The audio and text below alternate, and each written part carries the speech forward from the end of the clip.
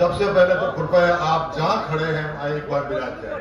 कुंभ तो हमने भी खूब देखे हैं, नासिक में भी देखा है, इलाहाबाद में भी देखा है, उज्जैन में भी देखा है, परंतु आज ये जो स्टेज पर संत वृंद जो विराजमान है, समाज के पूजनीय संत हैं और इस समाज के सब रत्न जो विराजमान है, उनको भी मैं हाथ जोड़कर प्रणाम करता हूँ।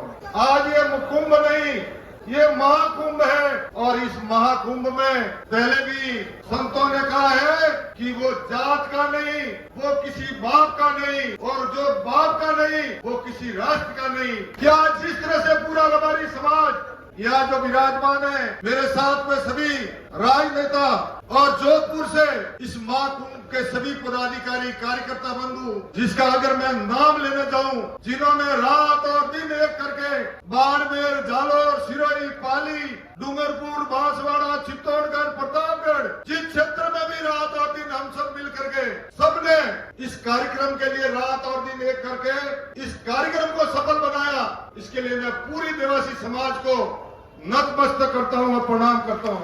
हर क्षेत्र में अपनी अपनी बात रखने के लिए समाज का एक ही है मैनिफेस्टो, जो समाज के लिए कुछ करने की हिम्मत रखते हैं। और आज आपने ये जता दिया है कि आने वाले समय में मुझे गर्व होता है, मैं आपके सामने खड़ा हूँ। 2003 से लगाकर आज की तारीख में मुझे गर्व होता है कि 8 विद्यालय आवासीय हमारे पूरे राजस्थान में बना दिए। जयपुर के अंदर छात्रावास, ये जिस तरह से काम किया है, किसी ने कहा कि महिलाओं के लिए, बच्चियों के लिए हॉस्टल 27 करोड़ 60 लाख में सिलाई में बना के तैयार किया है। हरियाली, डूंगरपुर, बांसवाड़ा, कोटा, झालावाड़, उसके बाद में सिरोही, जैतेसर, जैतारण, जोधपुर, ये जो आवासीय विद्यालय उस समय बने, मैं भोपाल बाबू और आसूराम जी पसवाला को प्रणाम करता हूँ। उनको मैं जिनकी प्रेरणा थी, उनका सबका आशीर्वाद था। कई लोग कह रहे थे कि सरकार में हमारी भागीदारी, मैं एकदम के शॉर्ट में कह सकता हूँ कि जब राजस्थान में मैं मंत्री था तो 15 आदमी मेरे जयपुर के अंदर हमारी समाज के बेटे मिलते थे और सभी पदों पर थे। तो ये गर्व है। कई लोग बात भी करते हैं, गोवर्धन जी और हमारे जगदीश जी, उस समय भी आज हमें गर्व होता है। पहली बार हमारी समाज का आरपीएस रामू राम जी को बनाया था, ये हमारे लिए गर्व की बात है। लोग कई तरह की बातें करते होंगे, परंतु जिस तरह से रतन जी का टाइम आया, उन्होंने भी मेहनत की, मेरा भी टाइम आया था, हमने सबने मिलकर मेहनत की और अकेले ने नहीं की। हमारी समाज के और भी सबने मिल करके कंधे से कंधा मिलाकर उसके लिए सहयोग किया, उसके लिए मैं नमन करता हूँ उनको। लोग बातें करते हैं, आज मैं आपको पट्टे देने की योजना बनाई, 700 वर्ग मीटर के भूखंड निःशुल्क देने की योजना बनाई, वो पशुपालक कल्याण बोर्ड की तरफ से बनाई, ये मैंने बनाई थी उस समय। इंश्योरेंस की योजना बनाई, बीमा की पॉलिसी बनाई और बाहर जाने वाले लोगों के लिए जो माइग्रेशन करते थे उनके लिए शस्त्र देने की योजना बनाई, ताकि हमारा भाई कोई बाहर जाए उसके लिए जो योजना बनाई। आज लोग कई तरह की बातें करते हैं, ऊंट के लिए योजना बनाई, 10,000 रुपए ऊंट के लिए हमने देने चालू किए, गाय का इंश्योरेंस करना चालू किया। आज हमारे जितने भी एमपी, हरियाणा, मध्य प्रदेश, जितने भी लोग जा रहे हैं, मैं तहे दिल से उनका अभिनंदन करता हूँ, स्वागत करता हूँ। आज हमारे भाई, मैं विशेष तौर से सरकार से भी ये मांग करता हूँ कि आने वाले समय में सेंट्रल गवर्नमेंट ने कमीशन बनाया है ओबीसी, उसमें रबारी समाज की भी उसमें भागीदारी हो, उसके लिए हमारा ये पहले लड़ाई होगी। दूसरा, आप सबको पता है, रोहिणी कमीशन जो बना सेंट्रल गवर्नमेंट में, वो उसमें भागीदारी ओबीसी वर्ग का वर्गीकरण के लिए जो काम चल रहा है, उसमें विशेष तौर से हमारी समाज का नाम हो। आज हमारे मैनिफेस्टो में किस तरह से सभी ने मिलकर, जोधपुर की टीम ने मिलकर मैनिफेस्टो जो बनाया कि हर जिले में हमारा एक आवासीय विद्यालय हो, बहुत अच्छी बात थी कि आपने सबने मिलकर के वो आवासीय विद्यालय के लिए जो डिमांड की, ताकि आने वाले समय में अभी आप सबको पता है कि जिस तरह से खेमराज जी हमारे बीच में, मैं धन्यवाद देता हूं उनको। जयपुर के अंदर जब छात्रावास की बात आई, 15 करोड़ रुपए उसके लिए भरने की बात आई, और मैं धन्यवाद देता हूं हमारी पूरी टीम को। तुरंत जाकर के बैठे, 15 करोड़ की बात चल रही थी और साथ में जाकर के मीटिंग चली और मीटिंग में 15 लाख में हमारी समाज को जो भूखंड दिया जयपुर के अंदर, 15 करोड़ का 15 लाख में, और समाज के हर घर से, हर परिवार से सबने मिलकर उस छात्रावास का जो निर्माण का काम चल रहा है, उसके लिए आप सबकी भागीदारी है। मैं तहे दिल से पूरे राजस्थान के हमारी समाज को नमन करता हूं और प्रणाम करता हूं कि आने वाले समय में जयपुर के अंदर अपना छात्रावास बने और उसके बाद में ये लड़ाई यही खत्म नहीं होने वाली। अपने यहाँ गुजरात से भी सब मेहमान पधारे, उनको भी कहना चाहता हूँ कि जब हरिद्वार में धर्मशाला की बात थी, हरिद्वार के अंदर रबारी समाज की धर्मशाला की बात थी, तो गुजरात के जितने भी राजनेता या विराजमान है, तहे दिल से उनको मैं धन्यवाद देता हूँ। राजनीतिक क्षेत्र में अगर कोई चेतना लाई तो ये गुजरात की जो टीम मेरे सामने बैठी है, उन्होंने रात और दिन एक करके राजस्थान में दौरे किए। सब राजस्थान के अंदर राजनीतिक चेतना आई। लोग कहते हैं कि सागर भाई को प्रभारी बनाए, लोग कहते हैं कि हमारी सरकार में भागीदारी, सरकार में बहुत नई भागीदारी। हमारे गुजरात से बाबूभाई देसाई, बाबूभाई रबारी को राज्यसभा में नियुक्त किया, उसके लिए भी मैं बधाई देना चाहता हूँ। क्योंकि आज की तारीख में लोग कहते हैं स्टेज पे चल रहा था कि कई राजनेता, मैं तो अपनी डायरी लेके बैठ जाओ और उसमें लिखना चालू कर दो और कंपटीशन। कई कहते कि हमारे बोर्ड का गठन नहीं हुआ, बोर्ड में नियुक्ति नहीं हुई।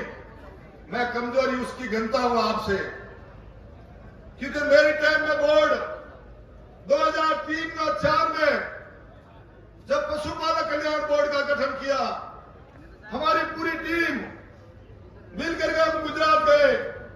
गुजरात साथ जाकर के वहां से कागज लाए, डॉक्यूमेंट्स लाए और राजस्थान में अपना पशुपालक कल्याण बोर्ड का गठन किया। उसमें पहली नियुक्ति मेरी हुई और उसी समय मैंने 3 आवासीय विद्यालय बनाए। उसके बाद में वापस सरकार आई तो हमारे यहां से जिस तरह से बोर्ड में वापस नियुक्ति हुई, भूपेंद्र भाई गोवर्धन जी जो हमारे बीच विराजमान है, इनकी नियुक्ति हुई और नियुक्ति होने के बाद में 15 मेंबर और साथ जोड़े। तो ऐसे करके आज दिन तक रिकॉर्ड के साथ कह सकते हैं। अब रही टिकट की बात, जीतना जनता और हमारी समाज को है भाई। वो एक आदमी जीत नहीं सकता और मैं आपके सामने खड़ा हूं। कभी न कभी ऐसा कभी रतन जी ने नहीं सोचा, ऐसा मैंने भी नहीं सोचा और ऐसे हमारे गुजरात के जो भाई थे जो चुनाव लड़ रहे थे, मैं धन्यवाद देता हूं। मावजी भाई हमारे बीच में बैठे हैं। एक रबारी समाज का जो रिकॉर्ड बनाया, रिकॉर्ड बनाकर जीत अर्जित की, उसके लिए मैं उनके पूरे विधानसभा क्षेत्र को धन्यवाद देता हूं। इसी तरह से आने वाले समय में फुल बोर्ड की बात चल रही थी। पहले सागर भाई रबारी थे, उसके चेयरमैन। जब हमारे पास में भी बात आई और पूरी टीम ने कहा कि भाई अब गोवर्धन जी के प्रॉब्लम है और क्यों ना इसका चेयरमैन गोवर्धन जी को बनाया जाए, तो हमने हंसी और खुशी के साथ में कहा गोवर्धन जी हमारे हैं, गोवर्धन जी को बनाना चाहिए और बढ़ाया। तो मैं आप सबसे निवेदन करता हूं, आज दिन तक इस समाज के मंच पर आप सबसे निवेदन करने आया हूं कि आने वाले समय में आपके विचार क्या है, आप किससे जुड़े हुए हैं, मुझे ये नहीं देखना। मुझे ये देखना है कि रबारी समाज का महाकुंभ है और इसमें आपने घर से लगाकर जिस तरह से पूरे समाज में मिलकर ये जोधपुर का रास्ता तय किया है, इसके लिए मैं पूरी समाज को बहुत बहुत साधुवाद और धन्यवाद देता हूं। छात्रावास अभी राजस्थान में बढ़ेंगे, बढ़ते रहेंगे। जयपुर को छात्रावास बना दिया। अभी हमारा एक ही लक्ष्य है कि दिल्ली के अंदर भी हमारा छात्रावास बने।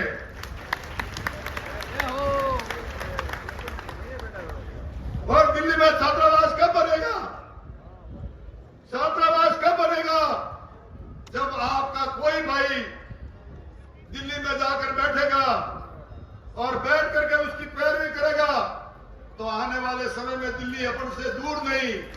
इस लक्ष्य को लेकर चल रहे हैं कि आज जितने भी संत महात्मा मेरे साथ विराजमान है, मैं उनको वंदन करता हूं, प्रणाम करता हूं कि आप सबने इस समाज के साथ में समय निकाल करके आप इस समाज से समाज के कार्यक्रम में पधारे, क्योंकि संत वृंद है, संतों ने जिस तरह से जो प्रणाम और उनका जो आशीर्वाद आज अपन को मिला है, ये हमारे लिए बहुत बड़ी सौभाग्य की बात है। दूसरा, मुझे पता है तीर्थगिरी जी महाराज रोज मुझे कहते हैं कि हम संत हो गए, पर रबारी समाज का सिटिंग पावर बहुत तेज है। और सिटिंग पावर भी क्यों नहीं हो, आप सबने देखा है कि सुबह 9 बजे से लगाकर घड़ी में 3 बजने आए हैं, परंतु आज दिन तक पूरा समाज संगठित होकर के, एक होकर के, नेक होकर के, जिस तरह से आप सब विराजमान है, मैं आप सभी समाज के इस कार्यक्रम में पधारे, गुजरात, हरियाणा, पंजाब, मध्य प्रदेश, क्योंकि जितने भी भाई भेड़ पालक आज अपनी मवेशी छोड़कर यहाँ आए हैं, यूपी से भी आए हैं, एमपी से भी आए हैं। कई पटेलों का फोन आ रहा था, जोरा भाई का, नामू का, कि मुझे भी बोलना है, पर चिंता मत करो, जो बोलोगे आप, हम आपके साथ हैं, पूरे समाज के साथ हैं। और आज आपसे ये वादा करने जा रहे हैं, आने वाले समय में आप ये जो पूरा रबारी समाज एक मंच पर आकर के आपने जो अपनी शक्ति दिखाई है, उसके लिए तो मैं प्रणाम करता हूं, परंतु आने वाले 23 और 24 में ये रबारी समाज का एक अलग ही रिकॉर्ड होगा, इसके लिए मैं उनको नमन करता हूं। ये समाज का भविष्य है और समाज के भविष्य के लिए अपन सभी को मिलकर, आज जितने भी मवेशी बाहर लेके खड़े हैं, उनको कितनी बड़ी तकलीफें हैं, किस तरह से वो रह रहे हैं, उनके लिए क्या योजना बननी चाहिए, परंतु आप सबके बीच में आने का सौभाग्य मिला। और समाज के जितने भी पंच पटेल, समाज के युवा, समाज के सरकारी कर्मचारी और जितने भी व्यवसायी, प्रवासी और मेरे गुजरे पिता के समान सब मेरी माताएं और बहनें और पत्रकार बंधुओं, आप सभी इस कार्यक्रम में पधारे, तहे दिल से आपका वंदन करता हूं, नमन करता हूं कि सुबह से लगाकर मुझे पता है कई लोगों के लिए पानी की व्यवस्था कम पड़ी होगी, परंतु आज पूरा जोधपुर शहर यह महसूस कर रहा है, राजस्थान की सरकार को खुद को पता चल गया कि रबारी अब बोला है, और जब जब रबारी बोला है, राज सियासत बोला है।